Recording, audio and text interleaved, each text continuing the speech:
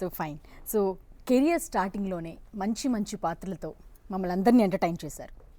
అసలు ఆ జర్నీ అంతా ఏ విధంగా ఉందంటారు? అంటే మనం ఊహించి ప్లాన్ చేసుకుంటే అది జర్నీ. ఇది ఊహించలేదు కదండి. నేను ఫిల్మ్ యాక్టర్ అవుతానని ఊహించలేదు. అన్ని సినిమాలు ఎలా చేసిండో ఊహించలేదు. అసలు నాకు అవకాశం రావటం ఏంటో, నేను సినిమా యాక్టర్ అవటం ఏంటో ఇప్పటికీ థ్రిల్గానే ఉంటుంది. కనుక దాని గురించి ఆలోచించలేదు, చేసుకుంటూ వెళ్ళిపోయాము అంతే.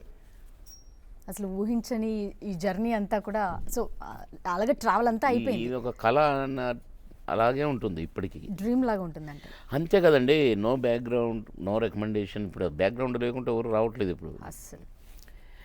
అలాంటిది అన్ని సినిమాలు, అన్ని రకాల వేషాలు, ఆల్మోస్ట్ డామినేటింగ్ క్యారెక్టర్స్, కథను నడిపే క్యారెక్టర్స్ చిన్న విషయం కాదు కదా. సో ఇవేవి ఎక్స్పెక్ట్ చేయలేదు అసలు. ఎట్లా చేస్తాము, దేన్ని బట్టి చేస్తాము?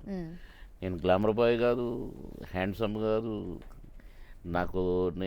నేను కమెడియన్ అని నేను ఎప్పుడు ఊహించుకోలేదు. ఏదో సరదాగా నాటకాలు వేశాను, సినిమాల్లో వేషం వచ్చింది, సినిమాలో వేశాను, క్యారెక్టర్ యాక్టర్గా వేశాను. ఒక అబద్ధాలు చెప్పే ఒక క్యారెక్టర్. ఆ క్యారెక్టర్ చూసి ఆహుతిలో కోటి రామకృష్ణ గారు పాయింట్ పుల్లయ్య క్యారెక్టర్ బాగా చేశానని అంకుశంలో కామెడీ విలన్. అంకుశం తర్వాత 10 సినిమాలు బుక్ అయ్యాను, వెనక్కి చూడలేదు. ఉద్యోగానికి కూడా రాజీనామా చేశాను. ఈ ఎలా ఊహిస్తాం చెప్పండి? సో ఎక్స్పెక్ట్ చేశారా అంటే ఇంత క్లిక్ అవుతాను, లేకపోతే ఇంత స్టార్డమ్ వస్తుంది ఇవంతా? నేను మామగారు సినిమా వరకు ఉద్యోగానికి రాజీనామా చేయలేదండి, భయంతో. రేపేమో తెలియదు కదా. మనం క్లిక్ అవుతామని గ్యారెంటీ ఏంటి? మనకు బ్రహ్మాండమైన వేషాలు ఇట్లా వస్తాయని గ్యారెంటీ ఏంటి? ఇది చిత్రసీమ, అన్ని చిత్రాలు జరుగుతాయి ఇక్కడ.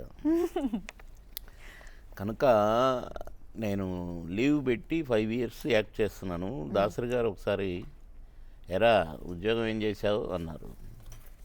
గురుగారు లీవ్ పెట్టిన గురుగారు అన్న. ఇప్పటికి లీవ్ ఏనంటే లీవే గురుగారు అన్న. అంటే నువ్వు ఫుడ్ రిజర్వ్లో పెట్టుకున్నావురా, ఇది నీ అయిపోయిందిరా, నువ్వు పర్మనెంట్ అయిపోయావు, ఇక నీకు తిరిగి వెనక్కి వెళ్ళే అవకాశం రాదుగా నీకు, నువ్వు స్టార్ అయిపోయావురా మామగారితో.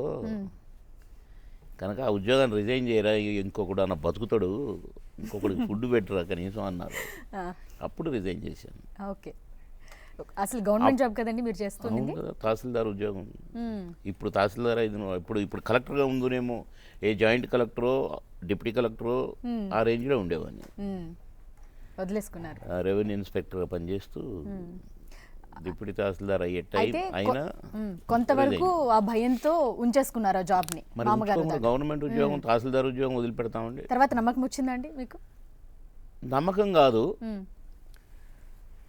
నేను ఉద్యోగం చేసుంటే నా నెల జీతం ఇంత గనక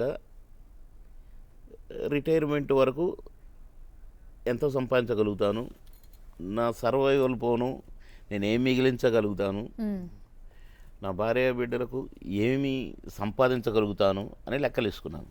ఓకే. మంచి ఫ్రెండ్స్ 2-3 కూర్చొని ఆ రోజుకున్న నా బ్యాంక్ బ్యాలెన్స్ని బట్టి మొత్తం నా సర్వీస్ అంతా ఈ డబ్బులు సంపాదించగలుగుతానా అనుకున్నాను. ఓకే, నేను రిటైర్మెంట్ వరకు సంపాదించే డబ్బులు వచ్చేసే గనక రిజైన్ చేయొచ్చు అని చేశాను. ఓకే. మీతో